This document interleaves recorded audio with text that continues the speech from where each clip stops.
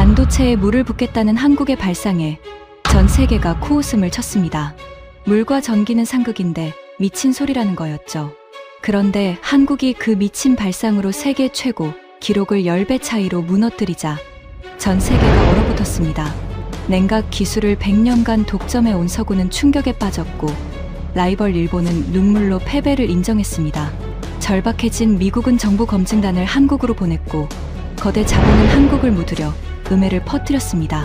그런데 진짜 충격은 그 다음이었습니다. 한국을 비웃던 나라들이 왜 줄줄이 한국 앞에 무릎을 꿇었을까요? 머리카락보다 가는 물길 하나가 어떻게 세계 패권을 뒤흔들었는지 그 충격적인 전말을 지금 공개합니다. 시작하기 전 구독과 좋아요, 그리고 대한민국 파이팅 댓글로 한국을 응원해주세요. 스위스 취리히 새벽 5시 40분이었습니다. 연구실 창밖으로 아직 가로등이 노랗게 켜져 있었어요. 저는 마르쿠스 켈러, 취리히 연방공대 열공학 석좌 교수입니다. 40해를 칩의 열과 싸워온 사람이죠. 그날도 평소처럼 가장 먼저 연구실 문을 열었습니다. 손끝에 닿는 문고리가 차가웠어요. 늘 그렇듯 저는 제 세계 기록을 떠올리며 하루를 시작했습니다. 성능 개수 1만. 그 숫자가 제 자부심이었습니다. 냉각이라는 건 결국 싸움입니다. 칩이 토해내는 열을 얼마나 적은 전기로 끌어낼 수 있느냐.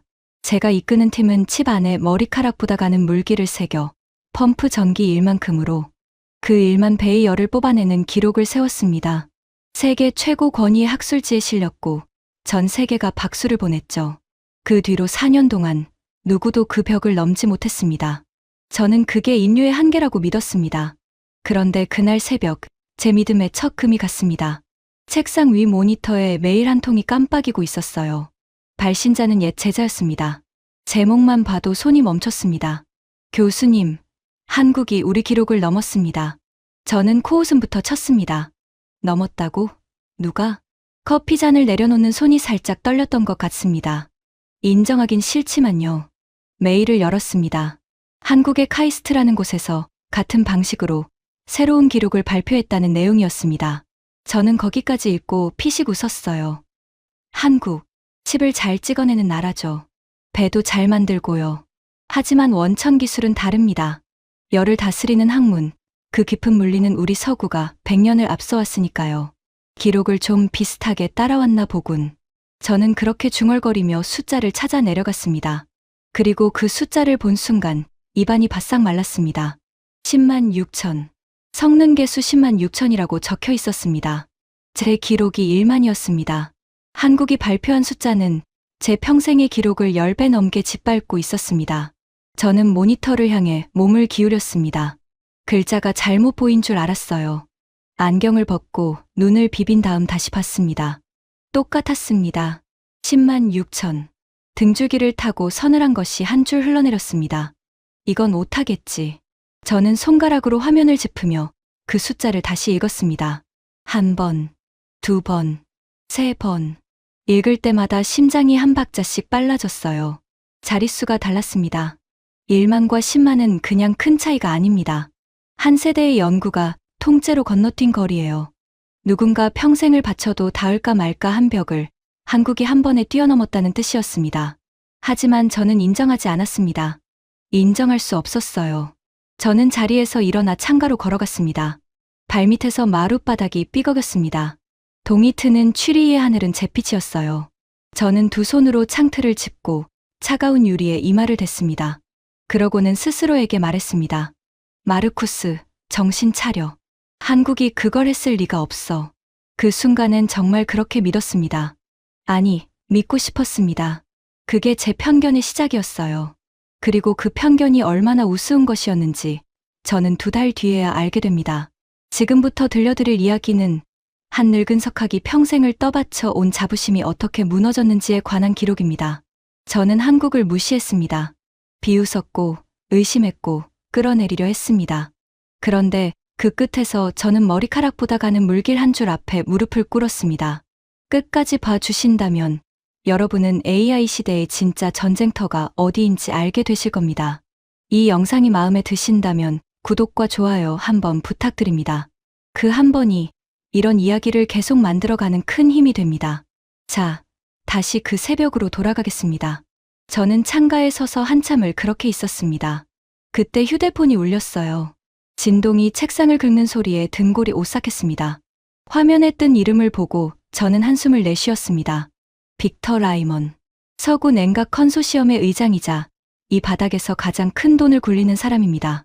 그가 새벽 6시도 안 돼 전화를 걸어왔다는 건 그도 같은 숫자를 봤다는 뜻이었습니다. 전화를 받자마자 그의 목소리가 칼처럼 들어왔습니다. 마르쿠스, 자네도 그 한국 기사 봤나? 방금 봤네. 웃기지도 않지. 10만 6천이라니. 그 사람들이 무슨 마법사라도 되나? 저는 잠깐 망설였습니다. 그 숫자가 사실일 수도 있다는 불안이 가슴 한구석에 이미 자리를 잡고 있었거든요. 하지만 빅터 앞에서 그런 약한 소리를 할 수는 없었습니다. 과장이거나 측정을 잘못했겠지. 그렇지. 바로 그거야. 전화기 너머에서 빅터가 코웃음을 쳤습니다. 그 비웃음이 어찌나 컸던지 스피커가 살짝 찢어지는 것 같았어요. 마르쿠스, 잘 들어. 이건 우리가 가만히 둘 일이 아니야. 한국 같은 나라가 갑자기 세계 기록을 10배로 깼다고. 그걸 그대로 믿으면 우리가 바보 되는 거야. 누군가는 나서서 저 거품을 터뜨려야 해. 저는 천천히 고개를 끄덕였습니다. 그가 보이지 않는데도요. 무슨 말인지 알겠네. 자네가 적임자야. 세계 기록 보유자가 직접 저건 가짜다라고 말하면 사람들이 믿어.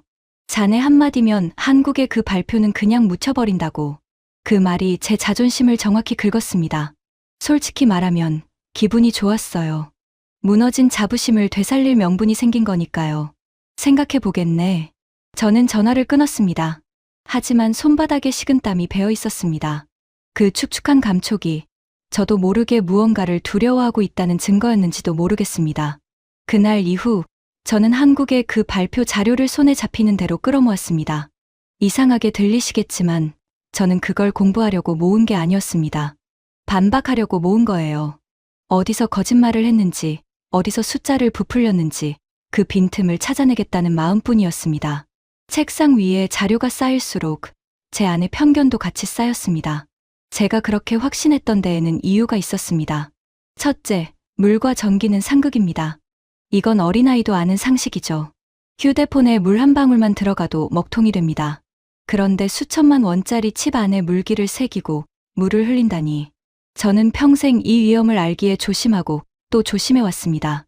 제 기록조차도 물이 한 곳으로 쏠려 정작 뜨거운 자리는 말라버리는 그 고질병을 완전히 잡지 못해 일만 해서 멈췄던 거니까요.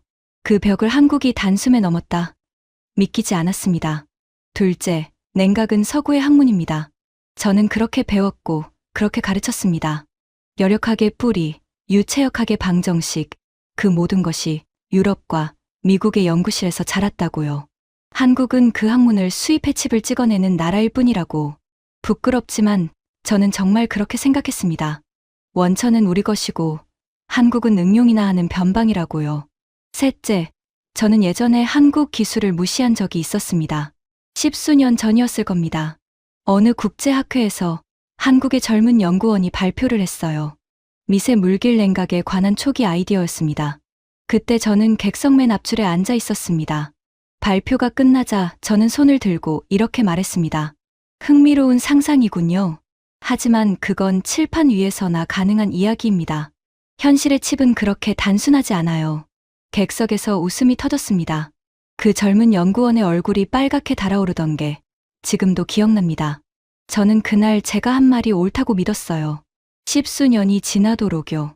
그런데 말입니다. 그날 그 젊은 연구원의 이름을 저는 2달 뒤에 다시 보게 됩니다.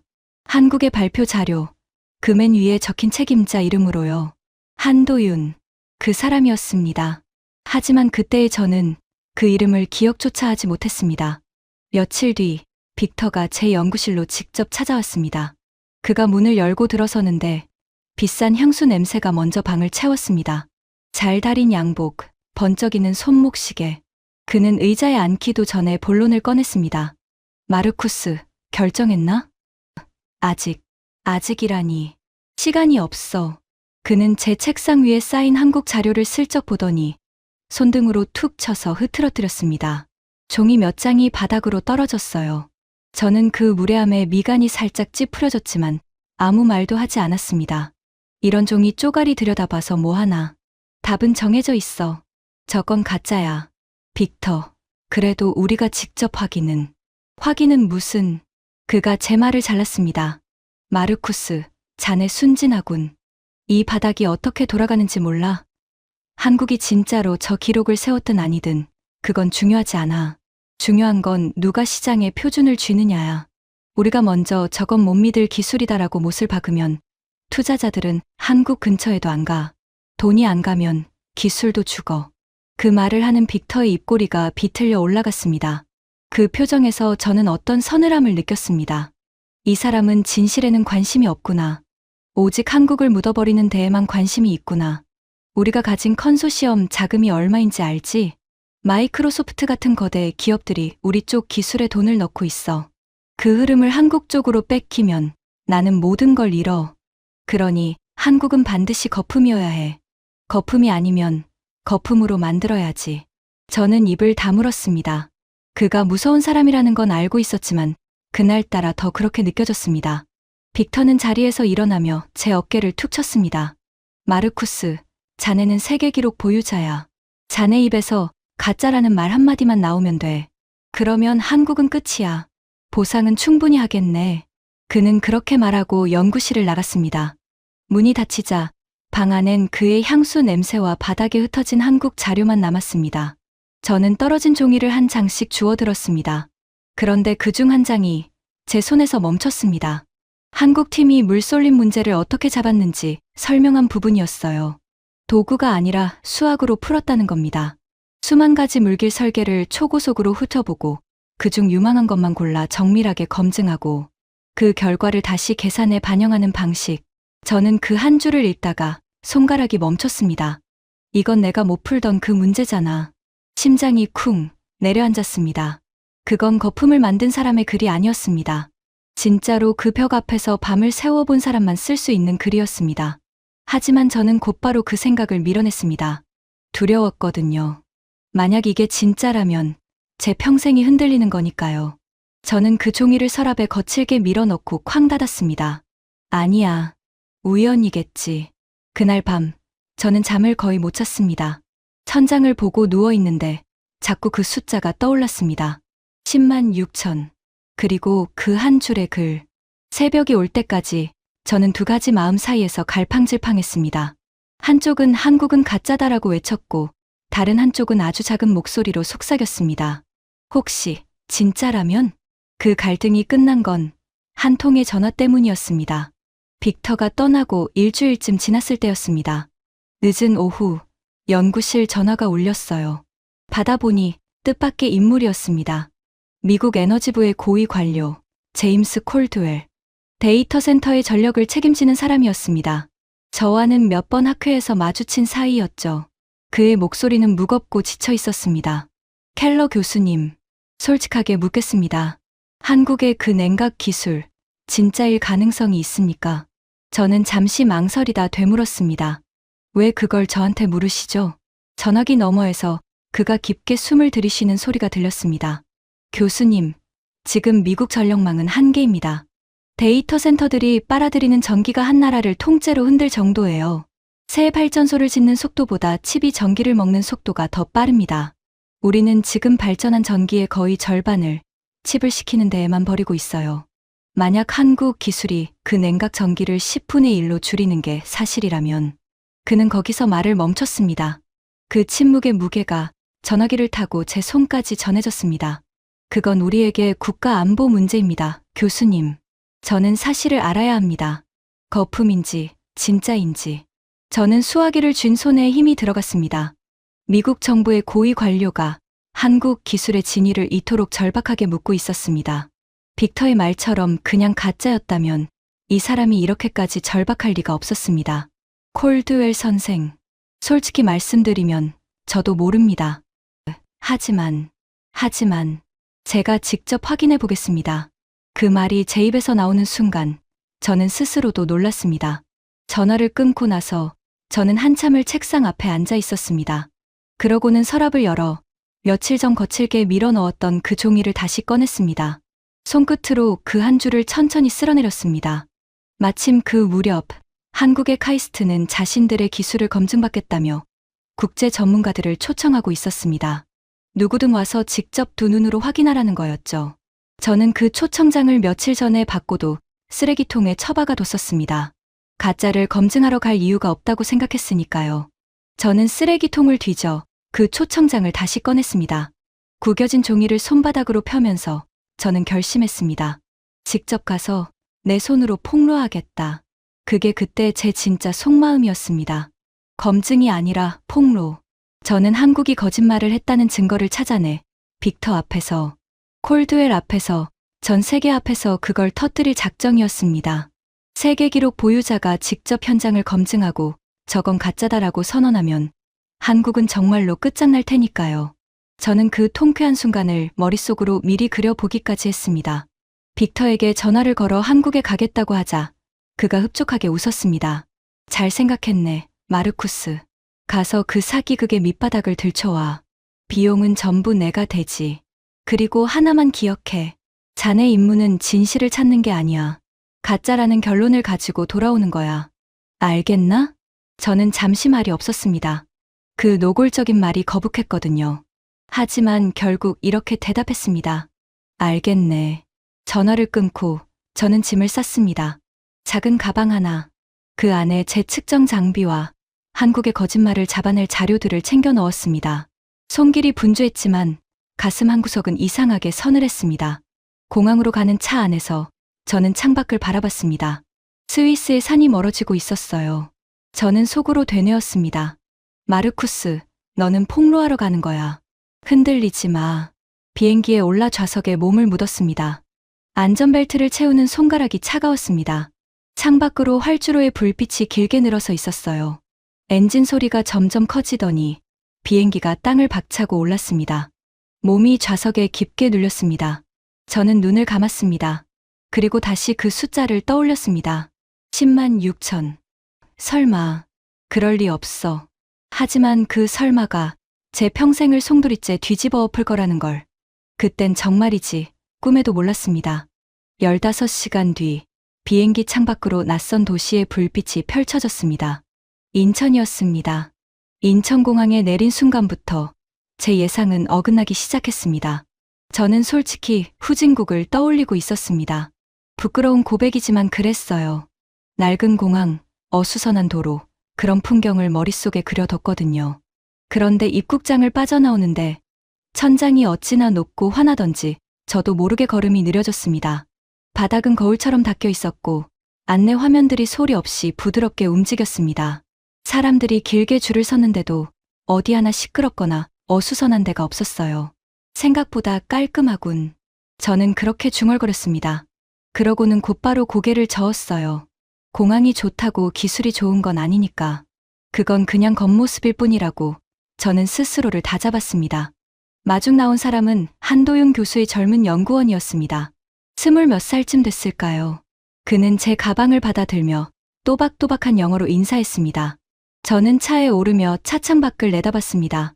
밤에 고속도로가 끝없이 이어졌고 멀리 도시의 불빛이 강물처럼 흘렀습니다. 그 불빛의 양이 솔직히 압도적이었습니다. 끝도 없이 이어지는 아파트 단지, 그 위로 솟은 송전탑들. 이 도시가 빨아들이는 전기의 양이 얼마나 될까? 저는 직업병처럼 그런 생각을 했습니다. 하지만 저는 입을 꾹 다물었습니다. 마음속으로는 계속 같은 말을 되뇌었어요. 겉모습에 속지 마라, 마르쿠스. 너는 폭로하러 왔다. 차 안에서 그 젊은 연구원이 조심스럽게 말을 걸었습니다. 교수님 논문, 학생 때 정말 열심히 봤습니다. 성능 개수 1만 기록 저희한테는 교과서였어요. 저는 그 말에 흠칫했습니다. 저를 비웃으러 온 사람한테 그들은 오히려 존경을 표하고 있었거든요. 저는 어색하게 고개만 끄덕였습니다. 가슴 한구석이 묘하게 불편했습니다. 다음 날 아침, 저는 카이스트 연구동에 들어섰습니다. 복도를 걷는데 한쪽 벽에 걸린 사진 한 장이 눈에 들어왔습니다. 연구팀이 환하게 웃고 있는 단체 사진이었어요. 그 가운데 낯익은 얼굴이 있었습니다. 저는 걸음을 멈추고 그 얼굴을 한참 들여다봤습니다. 어디서 봤더라. 기억이 날 듯 말 듯 했습니다. 그때 등 뒤에서 목소리가 들렸습니다. 켈러 교수님, 먼 길 오셨습니다. 돌아보니 한 남자가 서 있었습니다. 40대 중반쯤. 작업복 차림에 손에는 기름 자국이 묻어 있었습니다. 연구실에서 직접 손을 쓰는 사람의 손이었죠. 그가 손을 내밀었습니다. 한도윤입니다. 저는 그 손을 잡으며 그제야 깨달았습니다. 벽에 걸린 그 얼굴. 그리고 10수년 전 학회 객석에서 제가 비웃었던 그 젊은 연구원. 같은 사람이었습니다. 순간 등골이 서늘해졌습니다. 하지만 그는 제가 그날 누구였는지 모르는 듯 담담하게 웃고 있었습니다. 아니면 알면서도 모른 척하는 건지 알 수 없었어요. 바로 보시겠습니까? 한도윤이 물었습니다. 그러죠. 저는 일부러 차갑게 대답했습니다. 빨리 빈틈을 찾고 싶었거든요. 실험실 문이 열렸습니다. 그 안엔 제가 예상한 거창한 장비가 없었습니다. 다이아몬드를 깎는 기계도 거대한 냉각탑도 없었어요. 그냥 평범한 작업대 위에 손톱만 한 칩 하나와 가느다란 관들이 연결돼 있을 뿐이었습니다. 저는 코웃음이 나오려는 걸 참았습니다. 이게 전부입니까? 네. 특수 냉매는 어디에 있죠? 다이아몬드 기판은요? 한도윤이 빙긋 웃었습니다. 그러더니 작업대 옆에 투명한 통을 가리켰습니다. 저게 우리 냉매입니다. 저는 그 통을 들여다봤습니다. 안에는 그냥 맑은 액체가 담겨 있었어요. 저는 미간을 찌푸렸습니다. 이건 물처럼 보이는데요. 물 맞습니다. 그냥 상온의 물이에요. 순간 머릿속이 하얘졌습니다. 저는 그게 무슨 함정인 줄 알았습니다. 분명 무슨 특수 처리를 했겠지. 나노 코팅이나 화학 첨가물이나. 그래서 저는 가방에서 제 측정 장비를 꺼냈습니다. 직접 재보겠다는 거였죠. 제가 직접 확인해도 되겠습니까? 얼마든지요. 한도윤은 조금도 망설이지 않았습니다. 그러려고 모셨습니다. 그 거침없는 태도가 오히려 저를 불안하게 만들었습니다. 거짓말을 하는 사람은 검증을 두려워하는 법이거든요. 그런데 이 사람은 검증을 환영하고 있었습니다. 저는 그 물을 한 방울 채취해 제 분석기에 넣었습니다. 기계가 윙 소리를 내며 돌아갔습니다. 잠시 후 화면에 결과가 떴습니다. 순수한 물, 첨가물 없음. 저는 화면을 멍하니 바라봤습니다. 손끝이 차갑게 식어갔습니다. 진짜 물이라고? 그게 첫 번째 균열이었습니다. 저는 인정하지 않았습니다. 물이 진짜라고 해서 효율이 진짜인 건 아니니까요. 물이 진짜라는 건 알겠습니다. 하지만 섞는 게 수십만 6천은 그건 측정 자체가 잘못됐을 가능성이 큽니다. 그런 숫자는 물리적으로 나오기 어려워요. 제 목소리에 가시가 돋아 있었습니다. 한도윤은 그 가시를 못 느낀 척 차분하게 대답했습니다. 그럼 직접 재보시죠. 켈러 교수님 장비로요. 저는 잠깐 그를 노려봤습니다. 이건 함정일 수도 있었습니다. 자기들 입맛에 맞게 세팅해 놓은 실험에 제 장비만 끼워 넣는 거라면요. 그래서 저는 조건을 걸었습니다. 제 방식대로 처음부터 다시 세팅하겠습니다. 칩도, 물도, 펌프도 제가 직접 연결하죠. 괜찮습니까? 좋습니다. 또 한치의 망설임이 없었습니다. 그날 오후 내내 저는 그 작은 실험대 앞에 붙어 있었습니다. 40회의 경험을 총동원해 트집 잡을 구석을 찾았습니다. 펌프의 전력을 제 계측기로 직접 쟀습니다. 칩이 뿜어내는 열도 제 센서로 직접 쟀습니다. 물이 칩 안의 물기를 어떻게 흐르는지 그 압력까지 일일이 확인했습니다. 손가락 끝이 저릴 만큼 집중했어요. 어디 한 군데라도 속임수가 있기를 저는 간절히 바랐습니다. 그리고 마지막으로 저는 가장 가혹한 조건을 걸었습니다. 손톱만 한 이 칩에서 2000와트를 뿜게 하겠습니다. 한도윤의 연구원 하나가 흠칫했습니다. 2000와트라는 건 그 작은 면적의 전기난로 여러 대를 동시에 켜놓는 것과 같은 화력이거든요. 제 예상은 이랬습니다. 분명 칩이 100도를 훌쩍 넘겨 타버릴 거라고. 그러면 거봐, 안 되잖아라고 말할 작정이었습니다. 저는 전원을 올렸습니다. 칩이 순식간에 달아오르기 시작했습니다. 제 온도계의 숫자가 빠르게 올라갔어요. 50도, 60도, 70도. 저는 속으로 셌습니다. 곧 100도를 넘는다. 곧 타버린다. 실험실 안이 어찌나 조용했던지 펌프가 물을 미는 가느다란 소리만 윙윙 들렸습니다. 그런데 숫자가 멈췄습니다. 90몇 도에서 더 이상 오르지 않았습니다. 저는 제 눈을 의심했습니다. 온도계를 두드려 봤습니다. 다시 봐도 똑같았습니다. 2000와트라는 지옥 같은 화력 속에서 그 작은 칩은 백도 아래에서 안정적으로 버티고 있었습니다. 마치 거센 불길 위에 손을 얹었는데 미지근하기만 한 것처럼요. 손바닥에 식은땀이 흥건했습니다. 저는 그 땀을 바지에 문질러 닦았습니다. 이게 어떻게... 비밀은 물길의 위치입니다. 한도윤이 조용히 말했습니다. 기존 방식은 치퍼면에 차가운 판을 댑니다. 하지만 정작 열이 끓는 곳은 치퍼치 아니라 그 안쪽 깊은 심장부예요. 겉옷 위에 찬 수건을 얹어봐야 속살은 계속 뜨거운 것과 같습니다. 그가 손가락으로 칩의 단면도를 가리켰습니다. 우리는 그 심장부에 직접 물기를 꽂았습니다. 열이 태어나는 바로 그 자리에서 즉시 열을 낚아채는 거죠. 환자 혈관에 바늘을 꽂아 약을 곧장 흘려보내는 정맥주사처럼요. 저는 그 단면도를 들여다봤습니다. 머리카락보다 가는 물길들이 칩의 가장 뜨거운 자리를 정확히 관통하고 있었습니다. 그건 제가 평생 이렇게 하면 좋을 텐데 라고 상상만 하고 끝내 만들지 못했던 구조였습니다. 그런데 저는 가까스로 입을 열었습니다. 물을 그렇게 깊이 흘리면 한쪽으로 쏠립니다. 정작 제일 뜨거운 자리는 물이 안 가고 말라버려요. 그게 이 분야의 영원한 벽인데 그걸 어떻게... 수학으로 풀었습니다. 한도윤의 그 한마디에 저는 숨이 멎는 것 같았습니다. 서랍에 처박았던 그 종이의 한 줄, 제가 두려워서 밀어냈던 그 문장, 그게 지금 제 눈앞에서 살아 움직이고 있었습니다. 그게 두 번째 균열이었습니다. 그리고 이번 균열은 첫 번째보다 훨씬 깊었습니다. 그날 밤, 저는 마지막 자존심을 붙들고 있었습니다. 손톱만 한 칩 하나 시키는 거랑 데이터 센터의 거대한 칩 수만 개를 시키는 건 전혀 다른 얘기다. 저는 그렇게 생각했습니다. 실험실에서야 작은 칩 하나 멋지게 시킬 수 있죠. 하지만 진짜 세상은 다릅니다. 손바닥만 한 대형 AI 칩, 그 위에서 쏟아지는 열은 차원이 다르니까요. 저는 거기서 한국의 한계가 드러날 거라고 믿었습니다. 다음 날 아침, 저는 한도윤에게 그 의심을 그대로 던졌습니다. 이건 그냥 작은 칩 하나일 뿐입니다. 실제 데이터 센터에서 쓰는 큰 칩에서도 이게 될 거라는 보장은 없죠. 작은 실험은 누구나 멋지게 보일 수 있어요. 저는 일부러 도발적으로 말했습니다. 한도윤이 당황하기를 바랐거든요. 그런데 그는 오히려 반갑다는 듯 웃었습니다. 좋은 지적이십니다. 마침 보여드릴 게 있어요. 그가 저를 데려간 곳은 더 안쪽의 큰 실험실이었습니다. 그곳엔 손바닥만 한 대형 칩이 놓여 있었습니다.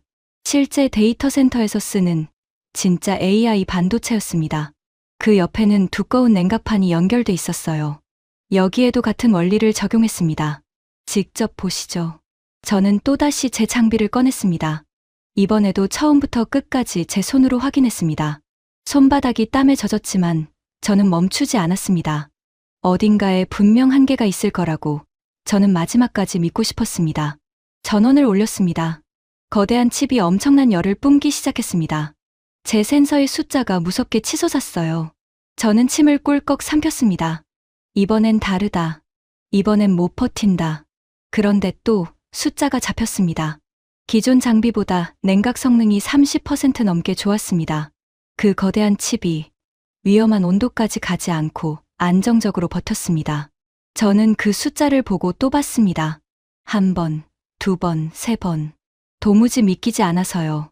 이게 정말 그냥 그 작은 칩이랑 같은 원리란 말입니까? 같은 원리입니다. 한도윤이 고개를 끄덕였습니다. 그리고 이게 핵심인데요. 이 기술은 삼성이나 TSMC 같은 회사가 지금 돌리는 생산 라인을 통째로 뜯어 고치지 않고도 바로 적용할 수 있습니다. 비교적 낮은 온도에서 만들어지거든요. 공장을 새로 지을 필요가 없어요. 저는 그 말에 무게의 다리가 휘청했습니다. 아무리 좋은 기술이라도 공장을 새로 지어야 한다면 그건 그림의 떡입니다. 빛 좋은 개살구로 끝나기 일쑤죠. 그런데 한국은 그 장벽마저 없애버린 거였습니다.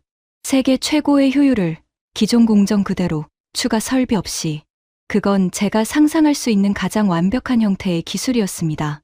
저는 그 자리에 한참을 서 있었습니다. 등 뒤로 식은땀이 흘렀습니다. 그게 네 번째 균열이었습니다.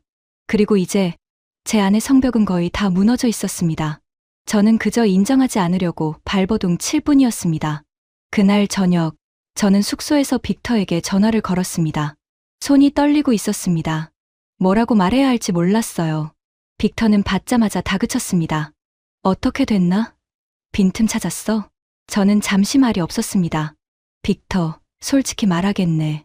측정이 진짜인 것 같아. 작은 칩도, 큰 칩도, 내 장비로 직접 쟀는데도. 그만. 빅터가 소리를 질렀습니다. 그 고함에 귀가 멍했습니다. 마르쿠스, 정신 차려. 자네 지금 그 사람들한테 홀린 거야. 분명 자네 장비에 손을 댔겠지. 아니면 칩을 바꿔치기 했거나. 한국 놈들 수법이 그래. 내가 처음부터 끝까지 직접 세팅했네. 손댈 틈이 없었어. 전화기 너머에서 잠시 침묵이 흘렀습니다.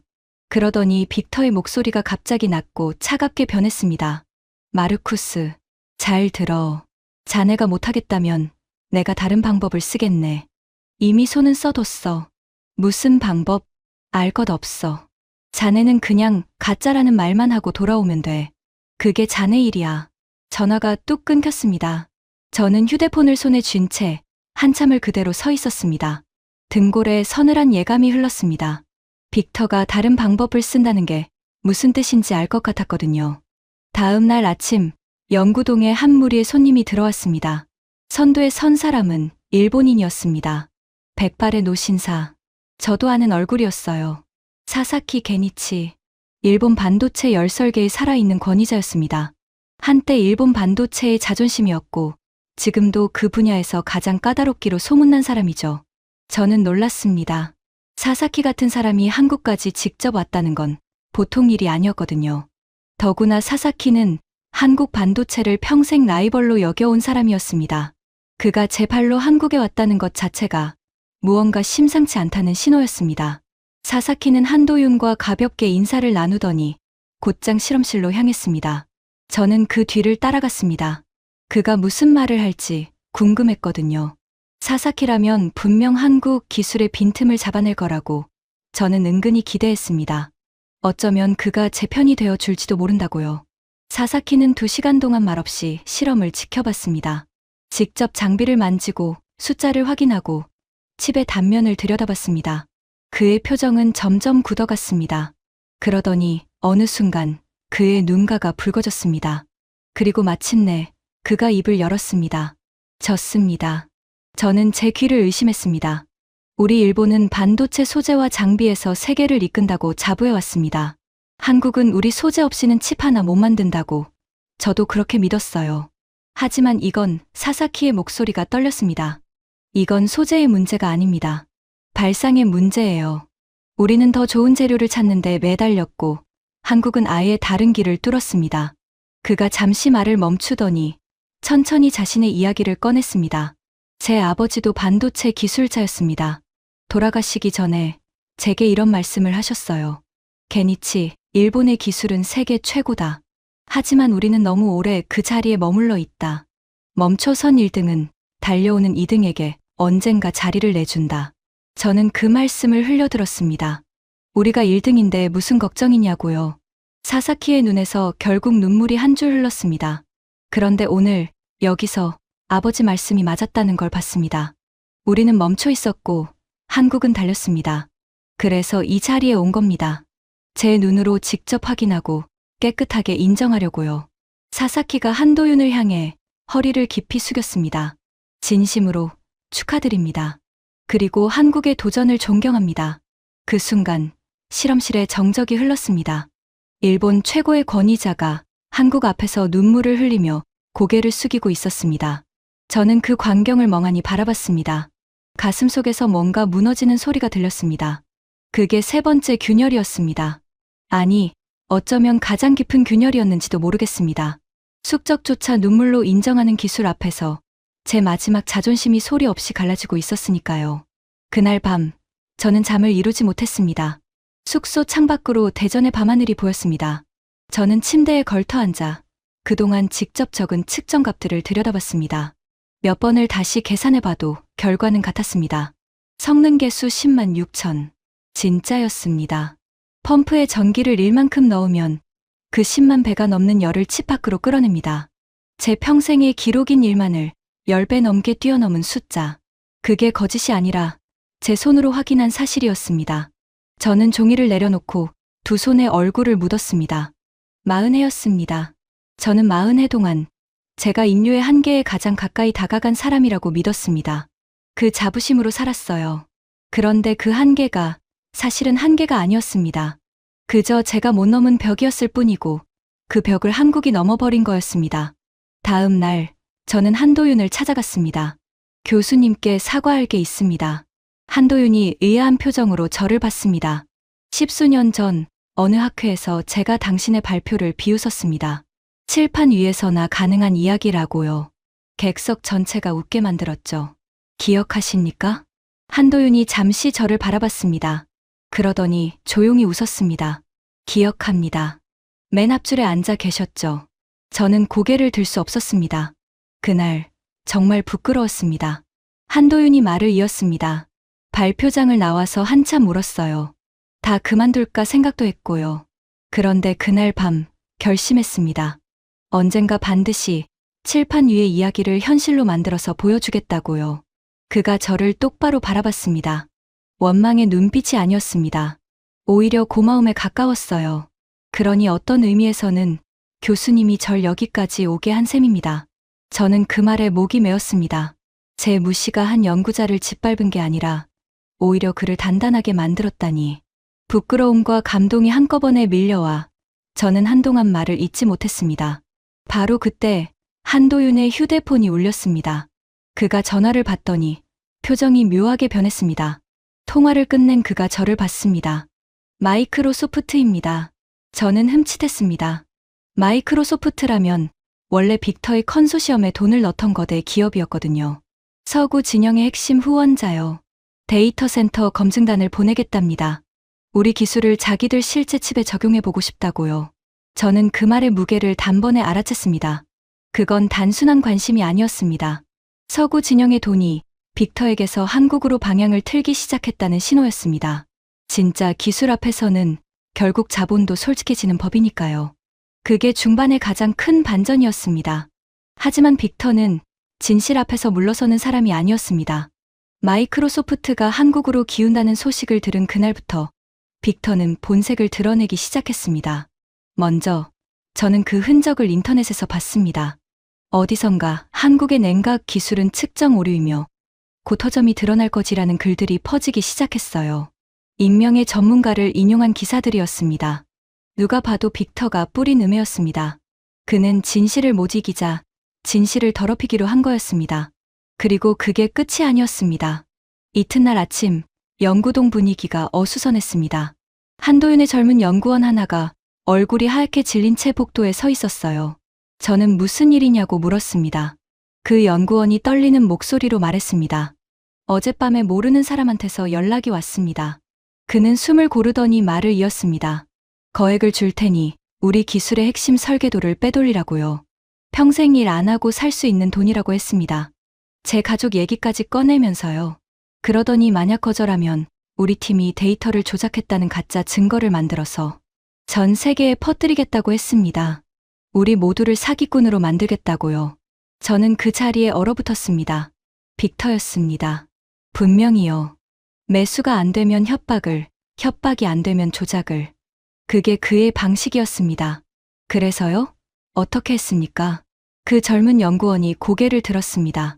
두려움에 떨면서도 눈빛만은 또렷했습니다. 거절했습니다. 그가 말했습니다. 교수님이 그러셨거든요. 우리 기술은 돈으로 사고 파는 게 아니라 세상을 시키려고 만든 거라고요. 이걸 팔면 전 세계 사람들 전기요금을 내려줄 기회를 파는 거라고요. 그래서 무서웠지만 거절했습니다. 그 말에 제 가슴 어딘가가 쿵 울렸습니다. 저는 부끄러웠습니다. 빅터가 비열한 짓을 한 것도 부끄러웠지만 그 빅터의 돈으로 여기까지 온 제 자신이 더 부끄러웠습니다. 저는 그 젊은 연구원에게 아무 말도 하지 못하고 고개를 돌렸습니다. 그날 오후 저는 빅터에게 전화를 걸었습니다. 따져 묻고 싶었거든요. 빅터, 연구원을 매수하려 했다며 협박까지 했다고. 자네 도대체 어디까지 갈 셈인가? 빅터는 조금도 부끄러워하지 않았습니다. 오히려 비웃었어요. 마르쿠스, 자네 참 순진하군. 이게 전쟁이야. 전쟁에 규칙이 어디 있나? 이기는 자가 규칙을 만드는 거지. 한국이 그 기술로 시장을 먹으면 내가 평생 쌓은 게 다 무너져. 그걸 가만히 보고만 있으라고? 그건 전쟁이 아니라 범죄야. 범죄. 하. 빅터가 길게 웃었습니다. 그 웃음소리에 소름이 돋았습니다.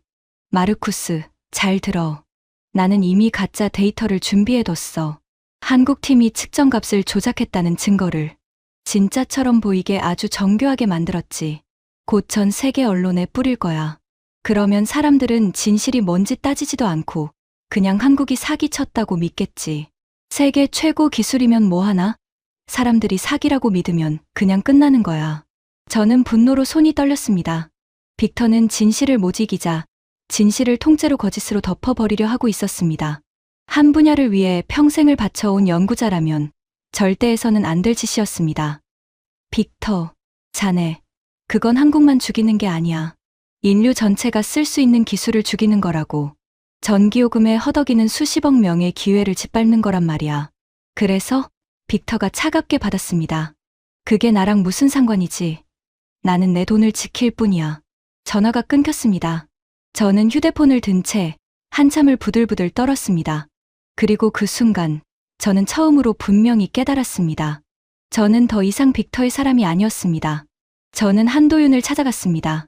한 교수님, 빅터가 가짜 조작 증거를 만들어 뒀답니다. 곧 전 세계에 뿌릴 거예요. 이대로 두면 아무리 좋은 기술이라도 시장에서 매장당할 수 있습니다. 한도윤은 의외로 담담했습니다. 알고 있습니다. 짐작은 했어요. 그런데 어떻게 그렇게 침착하십니까? 그가 창밖을 바라봤습니다. 연구동 너머로 불 켜진 실험실들이 줄지어 빛나고 있었습니다.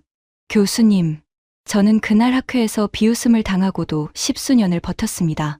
거짓 소문 하나로 무너질 거였다면 진작에 무너졌겠죠. 그가 저를 돌아봤습니다. 진실은 느리지만 결국 이깁니다. 저는 그걸 믿습니다. 저는 그 말 앞에서 또 한 번 부끄러워졌습니다. 그리고 결심했습니다. 더 이상 침묵하지 않겠다고. 빅터의 거짓에 맞서 제가 직접 진실을 증언하겠다고요. 세계 기록 보유자였던 제가 한국 기술이 진짜라고 말한다면 그 어떤 음해보다 강한 한 방이 될 테니까요. 며칠 뒤 뜻밖의 손님이 카이스트를 찾아왔습니다. 미국 에너지부의 제임스 콜드웰. 한국으로 떠나기 전 제게 절박하게 전화를 걸었던 바로 그 관료였습니다. 그가 직접 검증단을 이끌고 한국까지 날아온 겁니다. 미국 정부가 한 나라의 대학 연구실에 검증단을 보낸다는 건 그 자체로 엄청난 일이었습니다. 콜드웰은 저를 보자마자 다가와 손을 잡았습니다. 켈러 교수님, 결과를 들었습니다. 진짜라고요? 저는 천천히 고개를 끄덕였습니다. 제 손으로 직접 확인했습니다. 진짜입니다. 콜드웰 선생. 작은 칩도, 데이터 센터용 큰 칩도, 모두요. 콜드웰이 깊게 숨을 내쉬었습니다. 안도와 충격이 뒤섞인 얼굴이었어요. 교수님, 솔직히 말씀드리겠습니다. 지금 미국은 절박합니다. 그가 목소리를 낮췄습니다.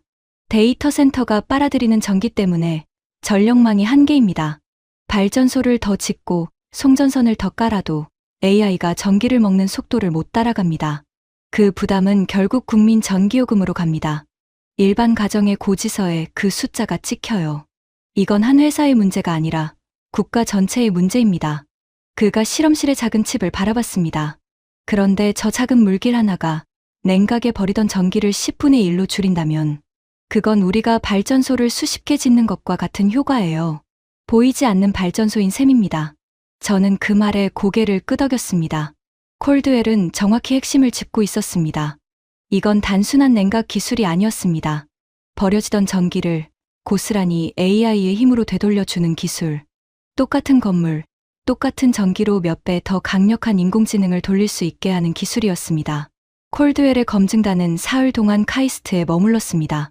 그들은 데이터 센터에서 쓰는 실제 크기의 대형 칩에 한국 기술을 적용해봤습니다. 저도 그 자리에 있었습니다. 결과는 또 한 번 충격이었습니다. 기존 장비보다 냉각 성능이 30% 넘게 좋아진 겁니다. 그것도 공장 라인을 통째로 뜯어고치지 않고도요. 검증단의 책임 엔지니어가 측정 결과를 보더니 한참을 말없이 서 있었습니다. 그러고는 콜드웰을 향해 짧게 말했습니다. 진짜입니다. 게다가 바로 적용할 수 있습니다. 그리고 그가 한 행동이 저를 놀라게 했습니다. 그는 한도윤에게 다가가 모두가 보는 앞에서 손을 내밀었습니다. 우리가 졌습니다. 깨끗하게 인정하겠습니다. 그리고 함께 일하고 싶습니다. 마이크로소프트의 검증단이 미국 에너지부 관료가 지켜보는 앞에서 한국 기술에 공개적으로 백기를 든 순간이었습니다. 서구 자본이, 서구 정부가 한국 앞에 나란히 고개를 숙였습니다. 저는 그 광경을 보며 가슴이 뜨거워졌습니다. 불과 몇 주 전까지 한국을 비웃던 제가 이제는 그 인정의 순간에 진심으로 박수를 보내고 있었습니다. 콜드웰의 표정은 복잡했습니다. 기쁘면서도 두려운 얼굴이었어요. 세계 최고의 냉각 기술이 미국이 아니라 한국 손에 있다는 사실. 그게 그를 두렵게 만든 거였습니다. 그는 저를 한쪽으로 데려가더니 조용히 말했습니다. 교수님, 이제 미국은 한국과 손을 잡아야 합니다. 막을 수 없다면 함께 가야죠. 그게 현실입니다. 그 말에 저는 묘한 감정을 느꼈습니다. 세계 최강 미국이 한국과 손을 잡아야 한다고 말하고 있었으니까요. 변방이라 무시하던 그 나라와 어깨를 나란히 하고 싶어 하다니 세상이 정말로 뒤집히고 있었습니다. 하지만 그 모든 인정의 순간에도 제 가슴 한구석엔 불안이 남아 있었습니다. 빅터가 가만히 있을 리 없었거든요. 그날 밤 콜드웰에게서 한 통의 다급한 연락이 왔습니다. 그의 목소리가 굳어 있었습니다. 교수님, 빅터 라이먼이 움직였습니다. 내일 아침 전 세계 언론에 뭔가를 터뜨릴 거랍니다. 한국 기술의 치명적 결함에 관한 거라는데 이번엔 단순한 소문이 아닌 것 같습니다. 저는 수화기를 쥔 손에 힘이 들어갔습니다. 빅터가 마지막으로 꺼낸 그 카드는 이 기술의 가장 약한 급소를 정확히 노리고 있었습니다. 막힘, 균열, 부식, 칩에 물을 흘린다는 발상이 짊어진 누구도 부정할 수 없는 진짜 약점들이었습니다. 빅터는 그 약점을 세상에서 가장 무섭게 포장해 터뜨릴 작정이었습니다. 그리고 다음 날 아침 그 폭탄은 정말로 터졌습니다. 다음 날 아침 폭탄이 터졌습니다. 전 세계 주요 언론에 동시에 기사가 떴습니다. 제목은 자극적이었어요. 한국의 기적 같은 냉각 기술, 치명적 결함 숨겼나. 기사를 연 순간 저는 빅터의 솜씨를 단번에 알아봤습니다. 기사는 3가지 약점을 무섭게 파고들었습니다. 첫째, 막힘. 칩 속 물길이 머리카락보다 가늘다 보니 작은 먼지 하나, 미생물 찌꺼기 하나만 들어가도 그 길이 막혀버린다는 거였습니다. 가느다란 빨대에 알갱이 하나가 끼면 음료가 안 올라오듯 물길이 막히는 순간 열이 빠져나갈 곳을 잃고 칩이 타버린다고요. 둘째, 균열. 단단한 실리콘에 일부러 빈 물기를 파넣으면 그 구조가 약해질 수밖에 없다는 거였습니다. 뜨거운 열과 차가운 물이 하루에도 수없이 오가면 재료가 늘어났다, 줄어들기를 반복하며 미세한 금이 거미줄처럼 번진다고요. 그 틈으로 물이 새면 칩 안에서 합선이 일어나 치명적인 고장으로 이어진다고요. 셋째, 부식. 깨끗한 실험실 물이 아니라 실제 데이터 센터의 복잡한 배관에 물을 흘리면 금속이 녹슬기 시작한다는 거였습니다. 기사는 이 약점들을 마치 한국이 숨긴 시한폭탄처럼 묘사했습니다. 곧 한국 칩들이 줄줄이 물이 새고 폭발할 것처럼요. 거기에 익명의 세계적 전문가들 발언이 잔뜩 붙어 있었습니다. 물론 빅터가 만들어낸 가짜 입들이었죠. 기사가 뜨자마자 시장이 출렁였습니다. 한국 기술에 관심을 보이던 기업들이 머뭇거리기 시작했어요. 빅터의 노림수가 적중하는 듯했습니다. 저는 곧장 한도윤의 연구실로 달려갔습니다. 그런데 한도윤은 놀랍도록 차분했습니다. 오히려 살짝 웃고 있었어요. 교수님, 왜 웃으십니까? 이건 심각한 상황입니다. 켈러 교수님, 한도윤이 저를 보며 말했습니다. 빅터가 짚은 그 3가지 약점. 막힘, 균열, 부식. 맞습니다. 전부 진짜 약점이에요. 칩에 물을 흘린다는 발상이 짊어진 이 분야 전체의 숙제죠. 그러니까 그런데요. 한도윤이 제 말을 부드럽게 잘랐습니다. 그 3가지는 우리가 가장 먼저 풀어둔 문제입니다. 저는 숨을 멈췄습니다. 한도윤이 자리에서 일어나 저를 옆방의 연구 자료실로 데려갔습니다. 그곳엔 두꺼운 보고서들이 빼곡히 쌓여 있었습니다. 그가 그중 하나를 꺼내 펼쳤습니다. 막힘. 우리는 물길 앞에 아주 정교한 다중 필터를 설계했습니다. 먼지가 들어올 틈을 단계별로 걸러내요. 그리고 만에 하나 한 물길이 막혀도 옆 물길이 그 열을 나눠받도록 길을 촘촘히 짰습니다. 한 도로가 막혀도 우회로가 있는 거죠. 그가 다음 보고서를 펼쳤습니다. 균열. 우리가 수학으로 물기를 설계했다고 말씀드렸죠. 그 계산엔 열이 오르내릴 때 재료가 받는 스트레스까지 전부 들어가 있습니다. 금이 가장 덜 가는 구조를 처음부터 찾아낸 거예요. 그래서 수만 번을 데웠다 식혔다 반복해도 견디도록 만들었습니다. 마지막 보고서를 펼치며 그가 저를 바라봤습니다. 부식. 물의 산성도를 일정하게 맞추고 세균과 녹을 막는 관리 기술까지 함께 개발했습니다. 화려한 냉각 기술 뒤엔 지독한 화학 관리라는 숙제가 따라오거든요. 우리는 그 숙제까지 같이 풀었습니다. 저는 그 보고서들을 멍하니 바라봤습니다. 손이 떨렸습니다. 빅터가 한국이 숨긴 치명적 약점이라고 터뜨린 그 세 가지를 한국은 이미 몇 년 전에 다 풀어두고 있었습니다. 빅터는 한국의 급소를 찔렀다고 믿었지만 사실 그 급소엔 이미 단단한 갑옷이 채워져 있었던 겁니다. 그는 존재하지도 않는 빈틈을 향해 헛주먹을 휘두른 거였습니다. 그게 이 이야기의 대반전이었습니다. 저는 그 순간 가슴 깊은 곳에서 무언가가 뜨겁게 차오르는 걸 느꼈습니다. 부끄러움도 경외도 아니었습니다. 그건 분노였습니다. 진실을 거짓으로 덮으려는 자에 대한 정당한 분노요. 한 교수님, 제가 나서겠습니다. 저는 그렇게 말했습니다. 제가 누굽니까? 성능계수 1만, 세계기록 보유자였던 마르쿠스 켈러입니다.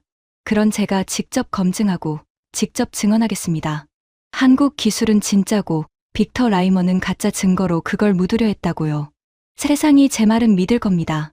한도윤이 저를 한참 바라봤습니다. 그러더니 조용히 고개를 끄덕였습니다. 그날 저는 전 세계 기자들 앞에 섰습니다. 카메라 수십 대가 저를 향했습니다. 플래시가 눈을 찔렀어요. 저는 마이크 앞에서 잠시 눈을 감았습니다. 40회의 자부심, 그 무너진 자리에서 저는 처음으로 진짜 용기를 냈습니다. 저는 마르쿠스 켈러입니다. 한때 이 분야의 세계 기록을 가졌던 사람이죠. 저는 한국을 의심하러 왔습니다. 솔직히 말하면 폭로하러 왔습니다. 기자들이 술렁였습니다. 하지만 저는 제 두 손으로 직접 검증했습니다. 손톱만 한 칩에서도, 데이터 센터용 거대한 칩에서도요. 한국의 기술은 진짜입니다. 성능계수 10만 6천. 제 기록의 10배가 넘는 인류가 도달한 가장 높은 곳입니다. 저는 잠시 숨을 골랐습니다. 그리고 한 가지 더 말씀드리겠습니다. 최근 한국 기술의 치명적 결함을 폭로한 그 기사. 그건 거짓입니다. 한 거대 자본가가 자기 이익을 지키려고 가짜 증거를 만들어 뿌린 음해입니다. 그는 한국 연구원을 매수하려 했고 협박했고 끝내 조작극을 꾸몄습니다. 저는 그 모든 과정을 곁에서 지켜봤습니다. 장내가 폭발하듯 웅성거렸습니다. 진실은 단순합니다. 한국은 인류가 풀지 못한 열의 벽을 넘었습니다. 그리고 그 누구도 거짓으로 그 진실을 덮을 수 없습니다. 제 증언은 빅터의 거짓을 한순간에 무너뜨렸습니다. 세계 기록 보유자가 직접 나서서 내가 검증했고 저건 조작이다라고 말하자 사람들은 더 이상 빅터의 가짜 기사를 믿지 않았습니다. 오히려 분노의 화살이 빅터에게 향했습니다. 그가 뿌린 가짜 증거의 출처가 하나둘 드러났고 그의 매수와 협박 시도도 세상에 알려졌습니다. 빅터 라이먼은 끝까지 사과하지 않았습니다. 마지막으로 그와 통화했을 때 그는 여전히 비웃고 있었습니다. 마르쿠스, 자네는 배신자야. 두고 봐. 나는 다시 일어설 거야. 하지만 그 목소리엔 예전의 힘이 없었습니다. 그를 따르던 자본은 등을 돌렸고 그의 컨소시엄은 빠르게 무너졌습니다. 진실을 이기려 한 자가 결국 진실 앞에서 쓰러진 겁니다. 저는 그에게 어떤 연민도 느끼지 않았습니다. 그는 마지막 순간까지 자기가 무엇을 짓밟으려 했는지조차 깨닫지 못했으니까요. 반면 한국으로는 세계가 모여들기 시작했습니다. 마이크로소프트는 정식으로 한국 기술 도입을 발표했습니다.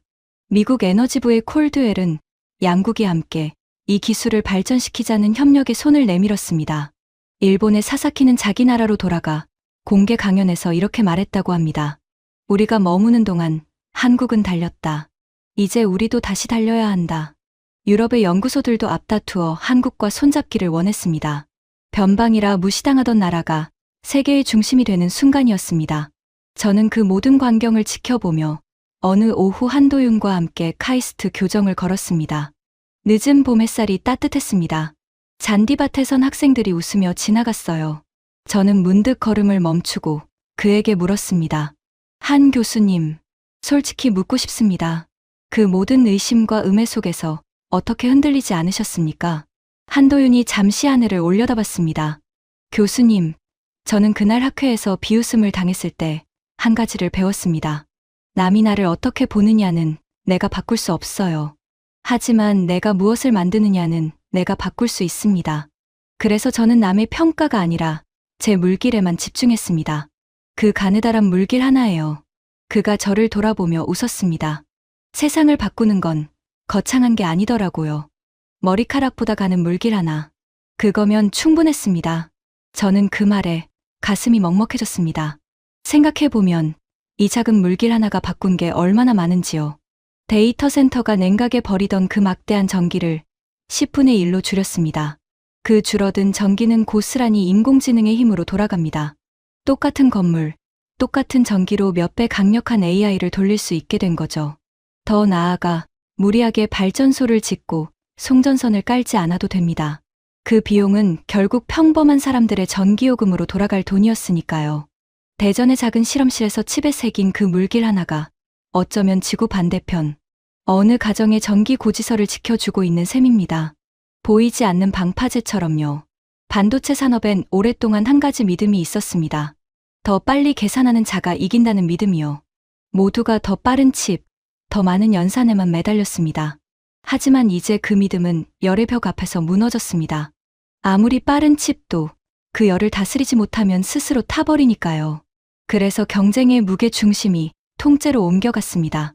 이제 승부는 누가 더 빨리 계산하느냐가 아니라 누가 그 열을 더 잘 다스리느냐로 넘어왔습니다. 열을 지배하는 자가 AI 시대의 전력을 지배하고 끝내 그 시대 전체를 지배하게 되는 겁니다.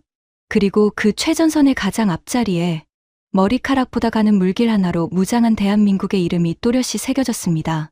저는 스위스로 돌아가는 비행기 안에서 창밖을 오래 바라봤습니다. 멀어지는 한국의 불빛이 처음 도착했을 때와는 전혀 다르게 보였습니다. 그건 변방의 불빛이 아니었습니다. 세상을 식히는 가장 앞선 불빛이었습니다. 저는 40해의 자부심을 잃었습니다. 하지만 그 대신 더 귀한 걸 얻었습니다. 진실 앞에 고개 숙일 줄 아는 겸손. 그리고 한 가지 깨달음이요. 1등이라는 자리는 영원하지 않습니다. 멈춰선 1등은 언젠가 자리를 내줍니다. 사사키의 아버지가 옳았습니다. 한국은 멈추지 않았기에 그 자리에 올랐습니다. 그리고 한국이 멈추는 순간 또 누군가가 그 자리를 향해 달려올 겁니다. 그게 세상이 앞으로 나아가는 방식이니까요. 여러분은 어떻게 보시나요?